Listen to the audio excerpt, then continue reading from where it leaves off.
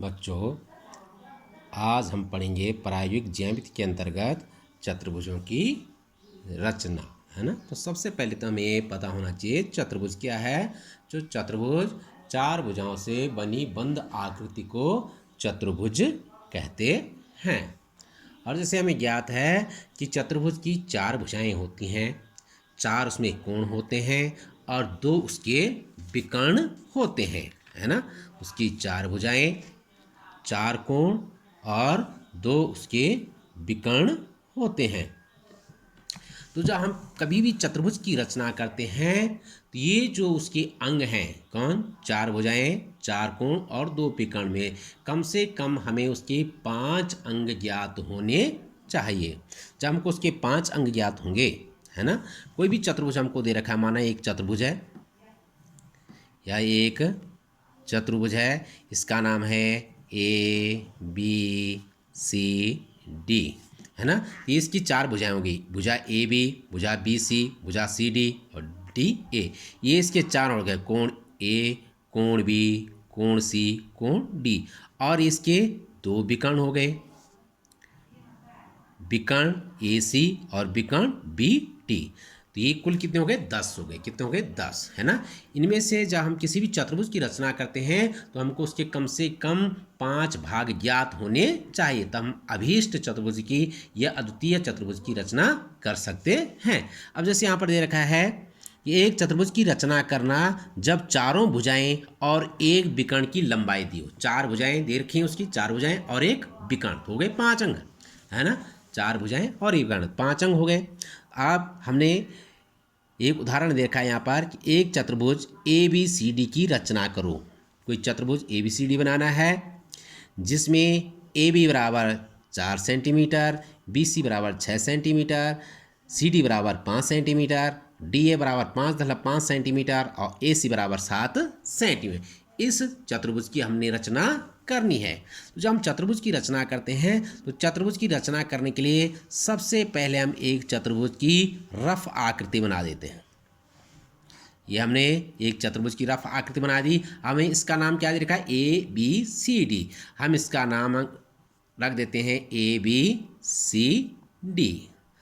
चतुर्भुज का नाम रख दिया ए बी सी डी। अब भुजा क्या दे रखी, ए बी बराबर 4 सेंटीमीटर, ये कितनी दे दी, 4 सेंटीमीटर। बी सी बराबर 6 सेंटीमीटर, ये बी सी कितनी दे दी, 6 सेंटीमीटर।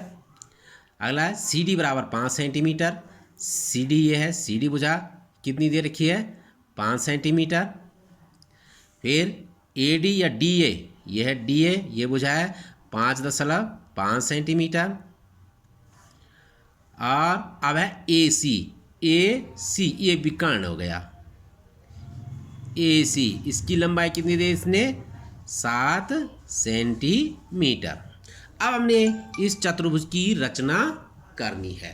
तो चतुर्भुज की रचना करने के लिए, इस चतुर्भुज की रचना करने के लिए हमको क्या चाहिए होंगे, प्रकार, पेंसिल और पटरी, है ना। ये है प्रकार, पेंसिल और पटरी, ये है ना। तो हम सबसे पहले, जब हमको एक विकर्ण दे रखा है, चतुर्भुज का एक विकर्ण दे रखा है ना, तो सबसे पहले हम विकर्ण खींचेंगे। विकर्ण क्या है, ए सी, और ए सी कितना है, 7 सेंटीमीटर। तो हमने पटरी रखी और क्या खींचना, हम सबसे पहले विकर्ण खींचना है, कितने का, 7 सेंटीमीटर का विकर्ण खींचना हमने 7 सेंटीमीटर का। देखिए यहाँ पर ये है 7 सेंटीमीटर, 7 सेंटीमीटर पर बिंदु लगाया, ये इसका शून्यांक, इन दोनों को मिला दिया, ये कितनी लंबी रेखा हो जाएगी हमारी, 7 सेंटीमीटर। और क्या है, ये विकर्ण है, ये क्या है, ये विकर्ण है ए सी। इसका नाम रख देंगे हम ए और सी।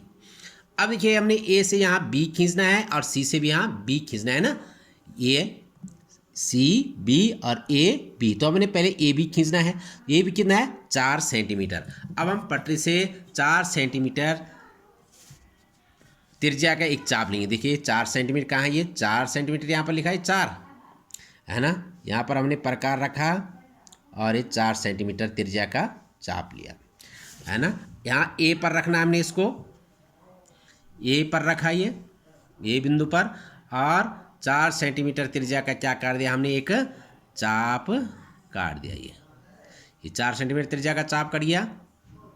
अब यहाँ बी बिंदु आएगा। अब यहाँ से क्या आएगा सी बी कितना है 6 सेंटीमीटर। फिर इस पर 6 सेंटीमीटर, ये 6 सेंटीमीटर और ये 6 से। अब हमने कहाँ रखा सी पर रखा, बिंदु सी पर। और जो ये ए बी बन रहा था इस पर हमने चाप काट दिया। ये दोनों जहाँ पर कट रहे हैं एक दूसरे को काट रहे हैं, ये बिंदु कहलाएगा हमारा बी बिंदु। क्या कहलाएगा ये बी। इन दोनों को मिला दीजिए, ए बी को और सी बी को।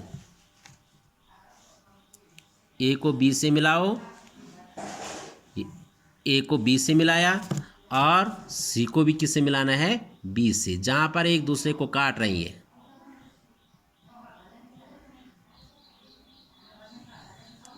ये है ना, ये आएगा हमारा ए बी सी।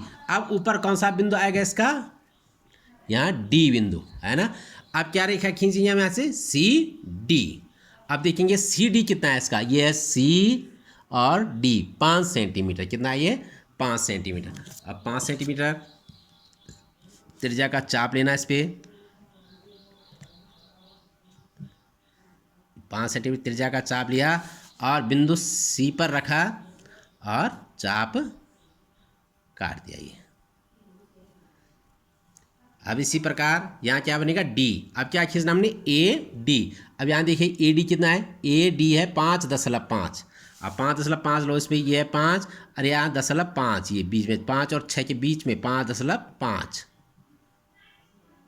ये कहाँ रखना हमने, अब ए बिंदु पे रखा और इसको इस प्रकार से काट दिया।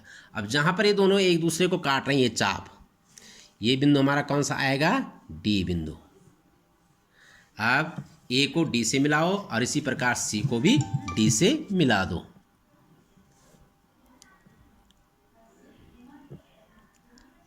ए को डी से मिलाया और पुनः सी को भी डी से मिलाया। यह डी से मिला दिया, बन गया हमारा चतुर्भुज ए बी सी डी। नाप क्या है इसकी ए बी, ये तो हमारा है 7 सेंटीमीटर। ये कितना था हमारा 7 सेंटीमीटर है ना। पेन से लिखते हैं, ये बिंदु था हमारा, ये रेखा थी हमारी 7 सेंटीमीटर। ए बी कितनी थी हमारी 4 सेंटीमीटर। बी सी कितनी थी हमारी 6 सेंटीमीटर। और सी डी कितनी थी हमारी 5 सेंटीमीटर। और ए डी कितनी थी हमारी 5.5 सेंटीमीटर। ये वो अभीष्ट चतुर्भुज बन गया जिसकी हमको नाप दे रखी है। तो इस प्रकार अगर जब हमें किसी भी चतुर्भुज की 4 भुजाएं और एक विकर्ण दे रखा हो तो पहले हम क्या खींचेंगे उसके विकर्ण, पहले क्या खींचेंगे उसका विकर्ण खींचेंगे, है ना। धन्यवाद।